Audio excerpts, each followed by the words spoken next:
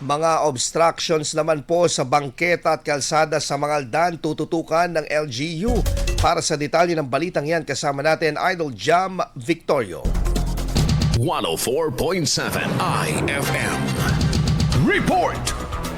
Nagbabala ang lokal na pamahalaan ng Mangaldan laban sa mga individual at negosyong gumagamit ng bangketa, iskinita at bahagi ng kalsada bilang pwesto ng paninda at iba pang istruktura kasabi ng mahigpit na pagpapatupad ng Municipal Ordinance No. 2019-129. Sa klarong ordinansa ang pagbabawal sa pagsakop sa anumang bahagi ng national, provincial, municipal at barangay roads kabilang ang mga pampublikong sidewalk at iskinita sa loob ng bayan. Kabilang sa mga tinututukan ng mga otoridad ang mga iskinita sa JL de Guzman, Biagtan, Gulay, Rizal at Freyaneza Streets kung saan iniulat ang mga nakaharang na stall, display at iba pang obstruction na nakakaapekto sa daloy ng tao at sasakyan. Ayon sa lokal na pamahalaan, papatawan ng kaukulang parusa ang mga lalabag sa ordinansa bilang bahagi ng pagpapanatili ng kaayusan at maluwag na pampublikong daanan. Kasama mo mula dito sa IFM Dagupan, Idol Jam Victorio. Tatak IFM!